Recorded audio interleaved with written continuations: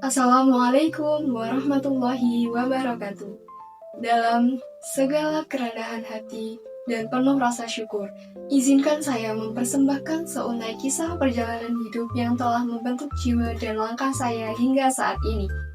Saya Haifa Azara Hidayat, seorang insan yang terus menapaki jalan ilmu dan pengembangan diri, meniti setiap anak tangga pendidikan dari masa kanak-kanak hingga di gerbang perguruan tinggi. Dalam setiap belah nafas dan detak waktu, tersimpan cerita tentang mimpi, perjuangan, dan harapan yang tak pernah padam.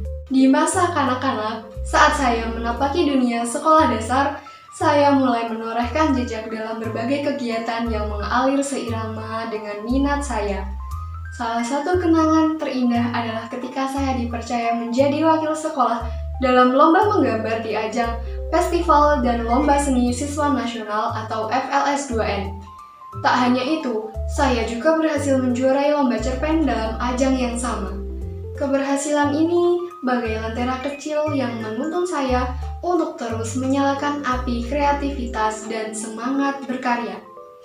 Di tengah lingkungan yang didominasi teman laki-laki, saya didampingi 5 teman perempuan yang bersama-sama belajar menggerakkan pena dalam harmoni perbedaan, membangun jembatan komunikasi yang hangat dan tulus. Melangkah pada jenjang sekolah menengah pertama, saya mulai merasakan denyut organisasi dengan bergabung dalam organisasi siswa intrasekolah. Di sana, saya mengemban tugas sebagai anggota seksi bidang teknologi informasi dan komunikasi. Dari posisi ini, saya belajar bahwa kerjasama adalah simfoni yang indah, komunikasi adalah jembatan penghubung, dan teknologi adalah alat penggerak perubahan. Namun, masa SMP juga membawa ujian berat. Kala pandemi COVID-19 melanda, kebiasaan belajar tatap muka direnggut oleh dunia maya yang penuh tantangan. Keterbatasan ini sempat meredupkan semangat saya dalam mengikuti lomba. Dan kegagalan tidak diterima di SMA impian menjadi pelajaran berharga tentang arti keteguhan dan harapan yang tak pernah berakhir.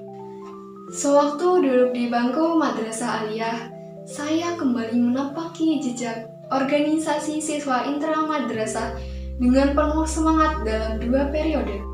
Dari anggota biasa hingga dipercaya menjadi koordinator seksi bidang kepribadian unggul, wawasan kebangsaan, dan bela negara.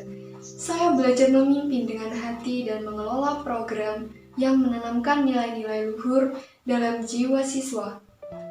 Kesempatan mewakili sekolah dalam lomba ilmiah dan penelitian nasional seperti Madrasah Young Research dan lomba karya tulis ilmiah di Universitas Gadjah Mada serta Universitas Diponegoro.